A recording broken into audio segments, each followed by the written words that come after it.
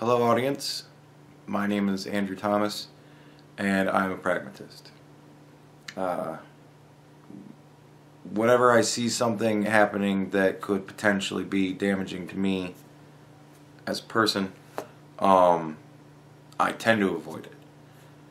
With the current climate of things now, the demonetization and all of that kind of stuff,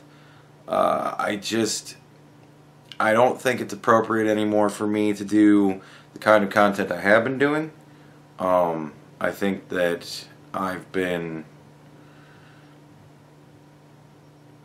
shirking my responsibility to the world as a whole, honestly.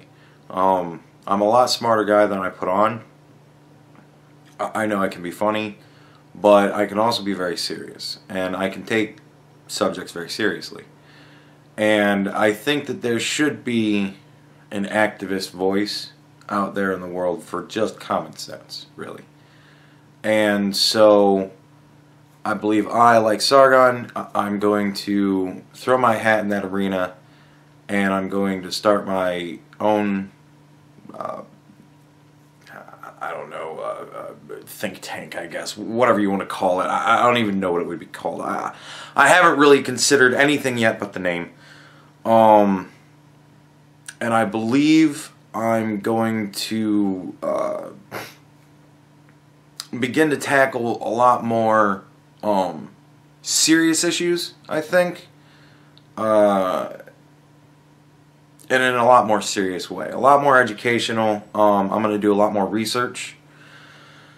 I'm going to really dedicate myself to this. I think it's very important, and I believe it's important for this to be the first issue that my new organization handles. So please join me in watching this video. I hope you enjoy it, and I hope you learn from it.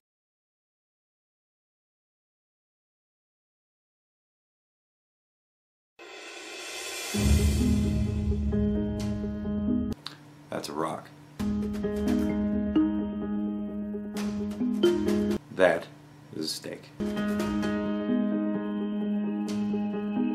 That is a different part of the same rock. That is a different steak.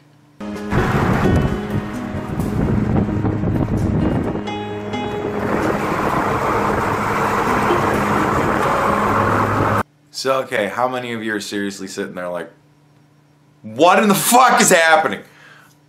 I'm fucking with you. I'm looking at the dude that thinks the fucking mountains are dead titans.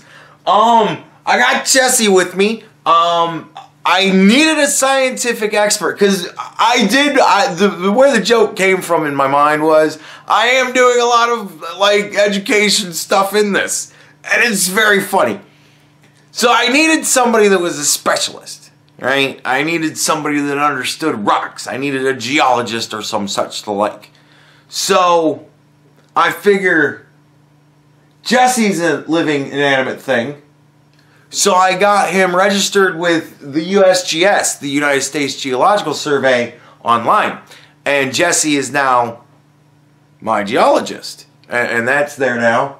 And that's going to stay there because Jesse is gaining talents. We have to stop saying rain made it. I can't explain it, so rain made it. We gotta stop saying rain made it. I can't explain it. Rain made it. Instead, let's say they're dead, petrified giants. A lot of these rocks around here, they actually look like flesh. They look like meat. They look like fucking rocks, dude. Muscle tissue, like you would buy at the local butcher shop. Look at it. Do you see that? Yeah, dude, that looks just like the muscle tissue that I buy from the butcher shop. Yeah, they're different. I believe Those are, what are they called? Sedimentary rocks, where it's a bunch of little rocks that's packed together with like mud and clay and shit. I think that's what those are. That's sedimentary rocks, right? Oh, I'm gonna get killed on that one if I'm wrong. You see how you can see maybe like fat striations in there with the muscle?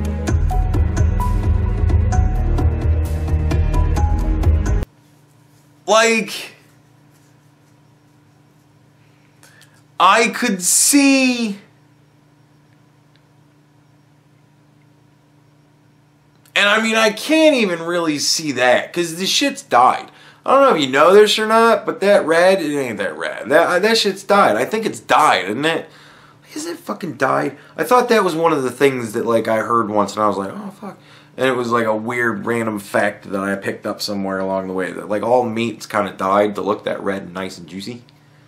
And that's how you can tell when it starts to turn, because it starts to lose that color. Isn't that what the fuck it is? I don't fucking know. But, man, I could see ancient peoples looking at that and looking at the rocks and going, oh. But dude, what is with flat Earth, man? I could see ancient peoples thinking that the Earth was flat and under a dome and riding on the back of 4 elephants that stand atop the Great Atuan, the giant space turtle, hurtling the disc throughout space. Come on, man. We've been to outer space. We've seen our planet from the outside. It ain't fucking got a turtle underneath it. Or tendons or fibers or whatever they are. And they solidify. These titanic beings once lived here, and something happened and turned them all to stone. They all died and turned to stone, just like in the ancient legends. I get it, man. I wish there was magic and ancient titans and that there was really a minotaur. It would be so cool if we lived in a world that was had all of that in it. Lord of the Rings. It'd be so sweet, man. But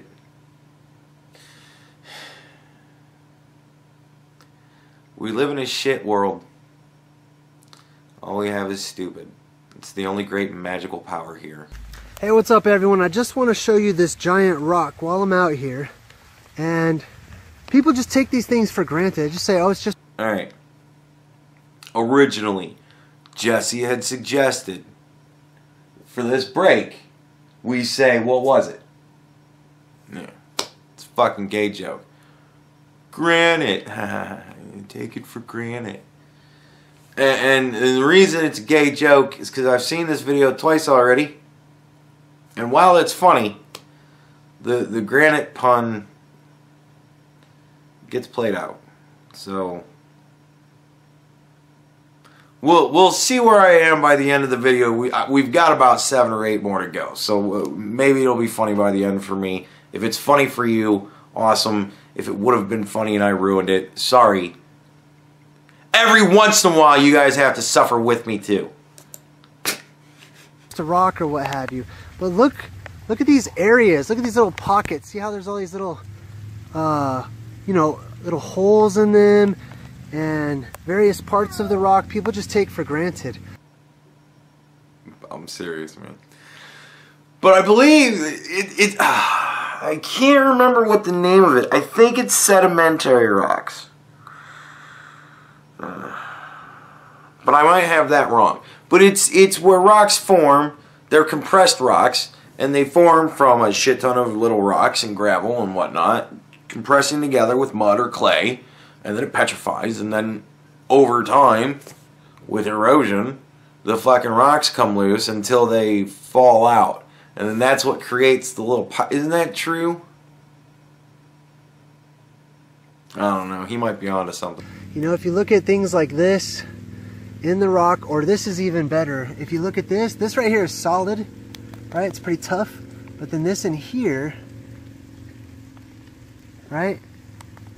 It's very, like, kind of mushy. See, and he's showing a giant fucking rock that's still in the rock that hasn't fallen out yet. He's showing that. He's focusing on that while he's scratching at the fucking hole. So, I mean, it's almost like this is like a blood vessel. Like this is where a vein was. Or a rock. And that this just isn't as hard as the rest of it. You know, this part is solidified and this part isn't as solidified. It looks an awful lot like clay on your finger there. Okay, so as you can see here, we've got these rock formations as well. Now I'm going to show you guys a few other ones. All of these rock formations, they lean this direction, right? All of them lean. There's a whole bunch of them that you can't quite see from here. But the one that I'm standing on, because I've turned the other way, it leans this direction as well. When I get to the top, I'll show you guys over where Garden of the Gods is and how all of those rocks all lean at this strange angle as well. See, now Jesse, after having become an expert, he pointed out that he's facing the direction that he's saying the rocks are all traveling, right? And in the background you can hear wind.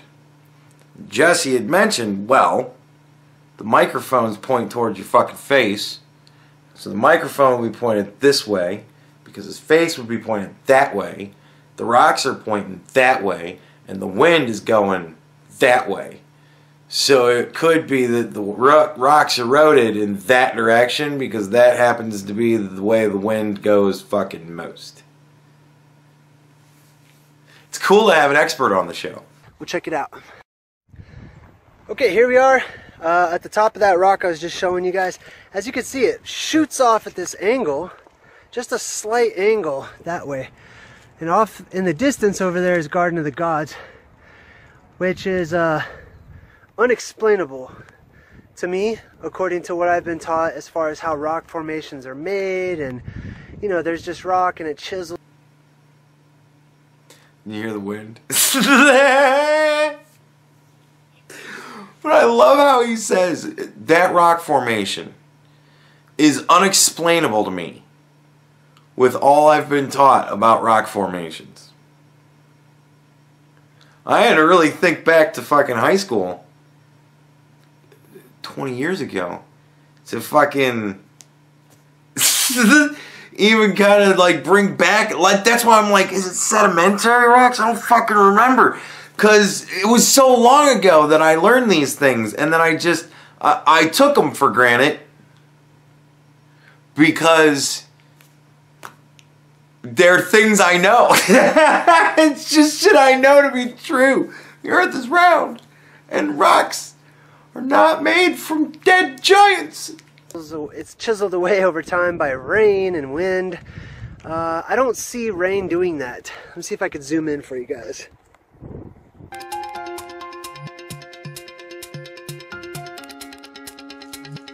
So that's the rain erosion test center. Oh my gosh, look at this. What is happening here? Here we have 600 nozzles to simulate the rain.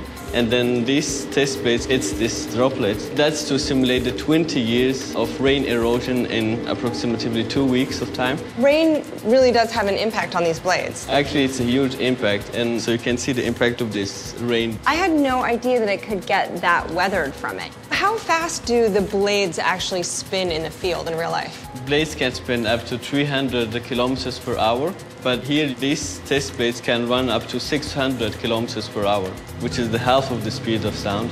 So you're spinning these test blades at double the speed as you would encounter in the field. It's what we do. See that? These are the remains of gigantic beings that we're just beginning to fathom once again, because the old ways are returning. The old ways are returning.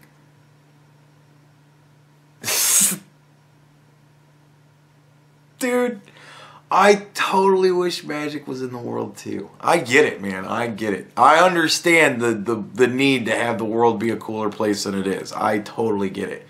But it's not. All right, check out some more stuff. Okay, so look at something like this, right? People dismiss it. They'll think you're ridiculous if you look at something like this and you say, this used to be something. Before it became inanimate, this was animate.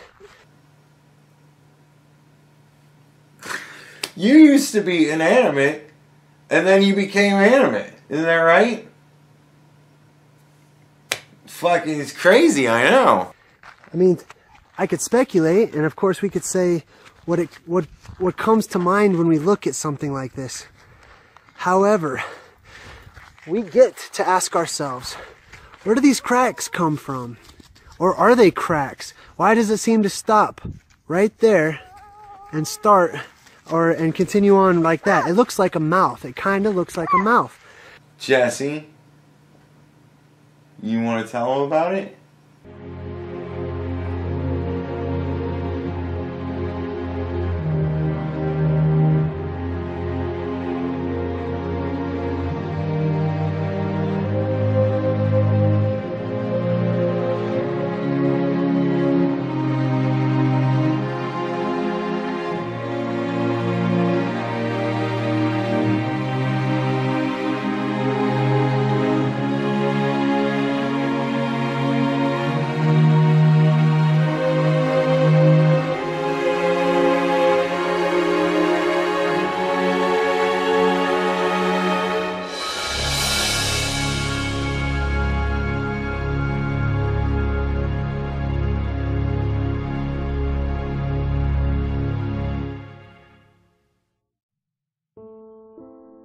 Pareidolia.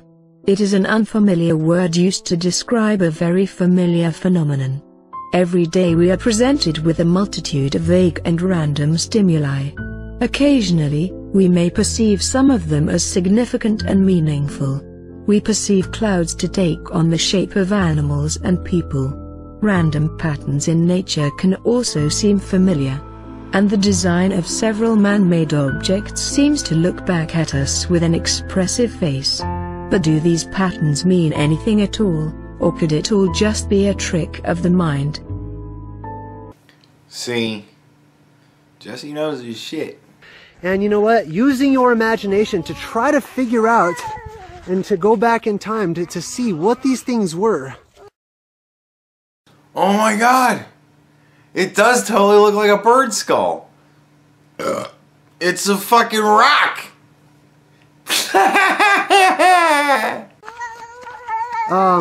Helps us to put these puzzle pieces together. We know we've been lied to.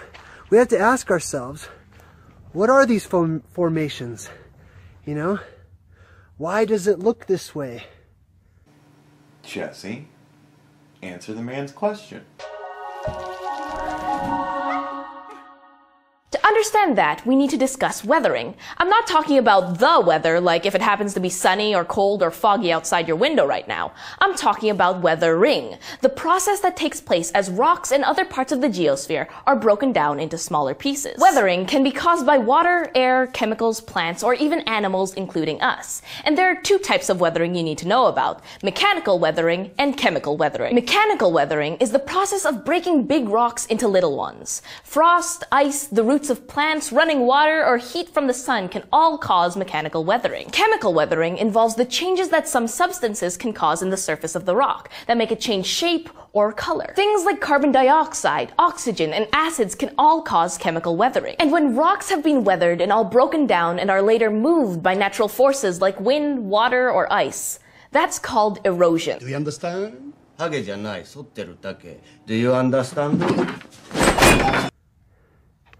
Why are they shaped like this?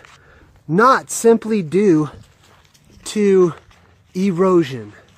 That's a garbage word. That's a vague generalization that's designed to keep you from critically thinking. It's designed so that you will take it for granted. It's almost starting to be funny again.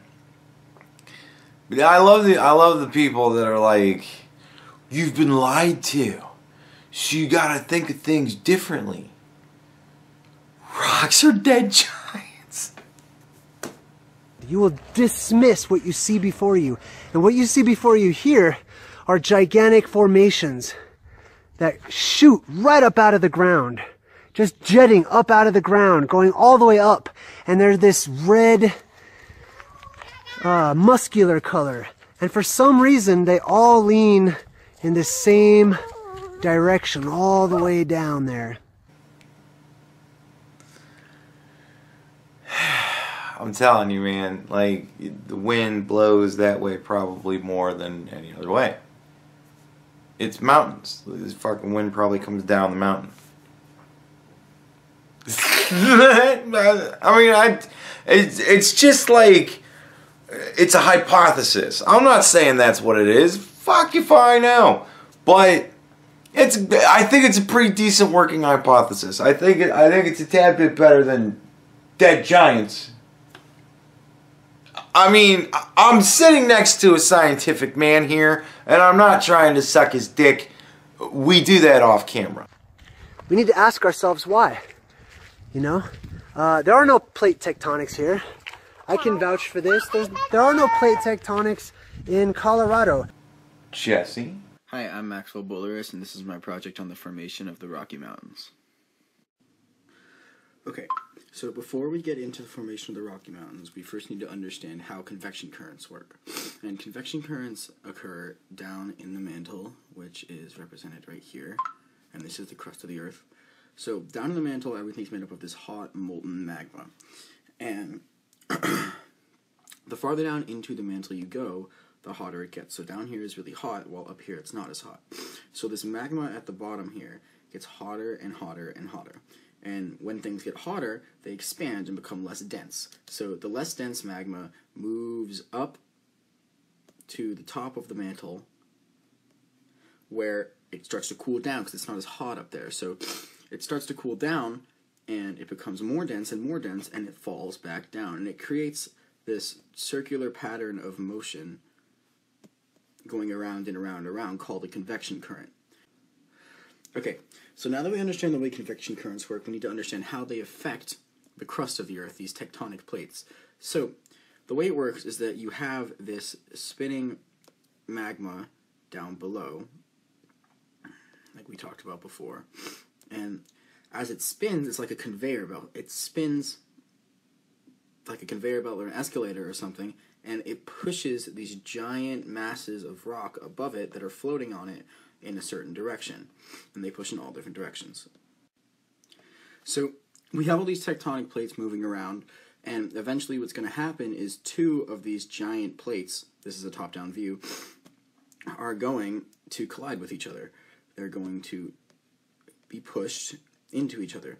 And what happens when they push together is it creates a tremendous amount of force right where they meet. And they're pushing against each other. It's like you're trying to push your two hands together. They're squeezing against each other, creating tons of pressure. And what eventually happens is whichever plate weighs more, usually the oceanic plates because they're made of denser material, it'll slip under the other one. And that area where that heavier plate subducts, we call a subduction zone. So another type of plate boundary is where these two plates, they're moving away from each other, and they're together, and when they move away from each other, it creates this giant cavern of lava and whatever can come up from the mantle, and it creates this huge gap, and that's what we call a divergent plate boundary.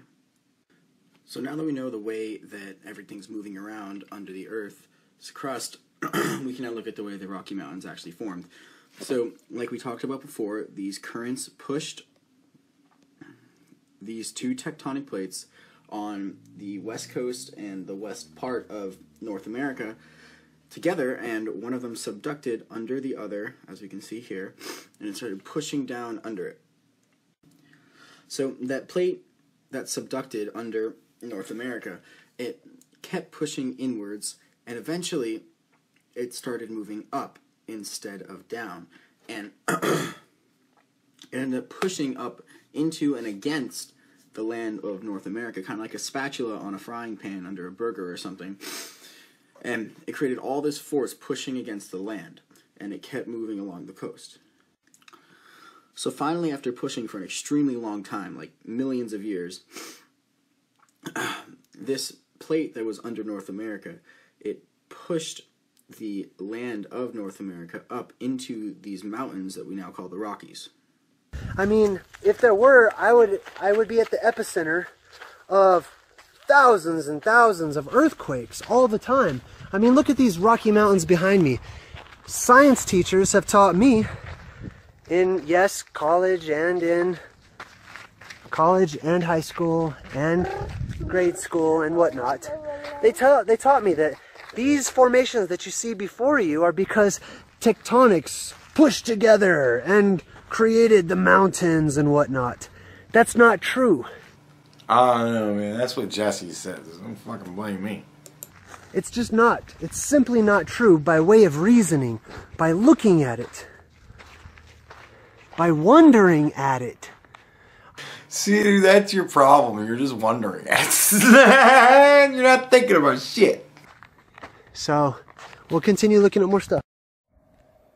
Okay, here's another shot of these rock formations that are all just narrowly, they're all jutting up out of the ground, and they're not very wide. See how wide the one I'm standing on is?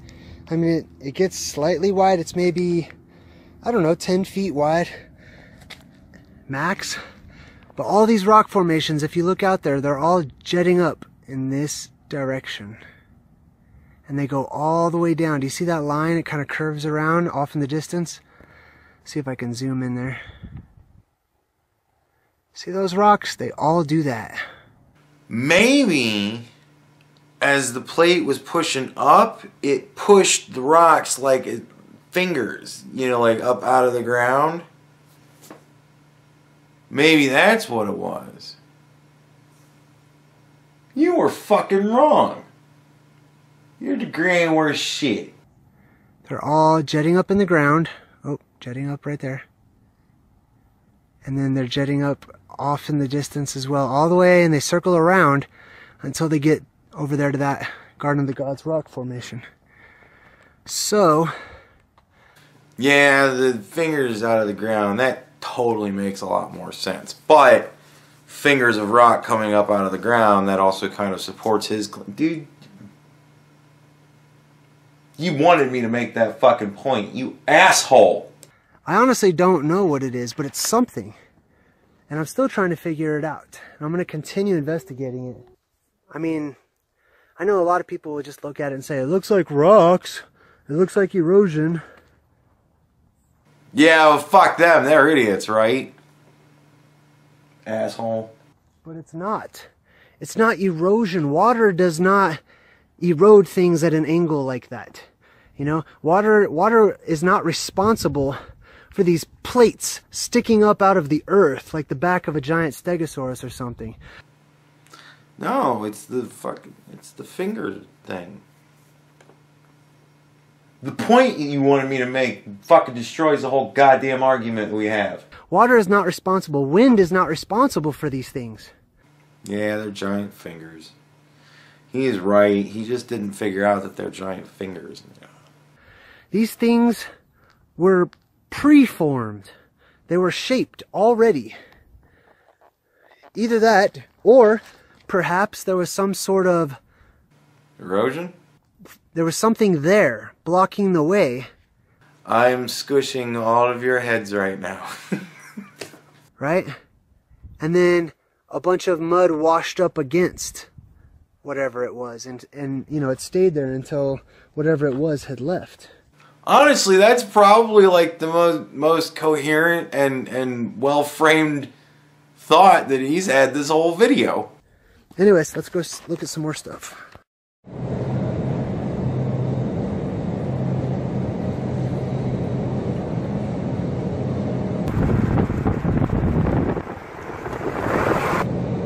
I actually think that's pretty funny, because that sheared off rock there, where the highway's running through it, that's man-made. So, we weathered it, broke those rocks down into little rocks, and then we moved them away and eroded that area. Like, he's showing evidence of erosion in action. And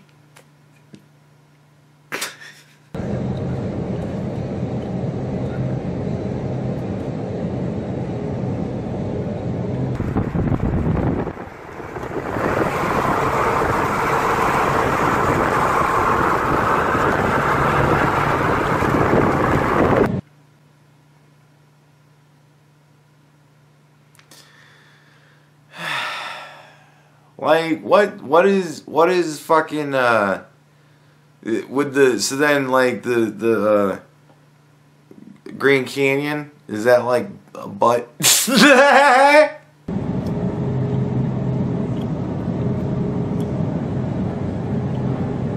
If you look at this right here is solid, right? It's pretty tough. But then this in here, right?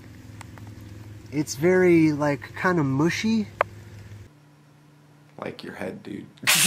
Mushy. Like your head. I would like to thank Jesse and his super secret Discord server of scientists that he gathered together to get this going and to make this video possible. Thanks to all those people involved. They didn't invite Guardians, so...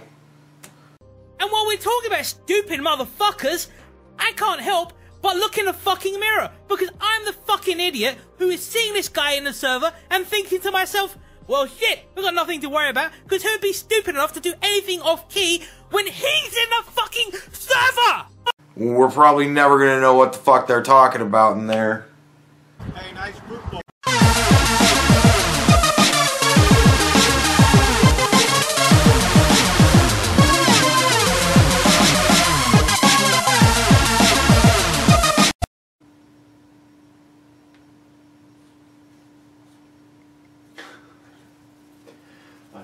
Terrible looking star.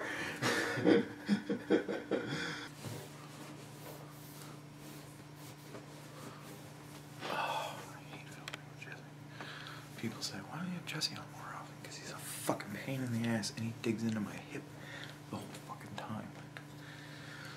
I hate Jesse. Jesse's a cunt. You gotta film Jesse more often. Great. I know I'm gonna hear that shit too.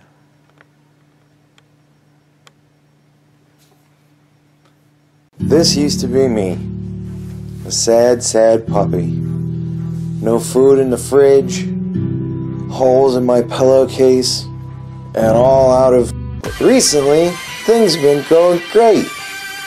You all have helped me out a lot. Now I have a fridge full of takeout, new pillowcases, and let's be honest, I'm never out of...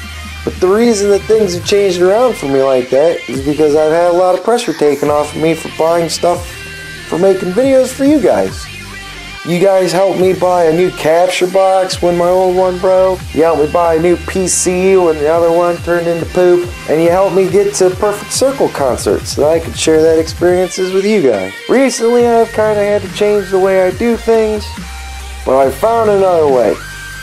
You can find me on Maker Support. I'll have a link in the description, and if you'd like to donate money to keep this sort of thing going, then that's where you can do it.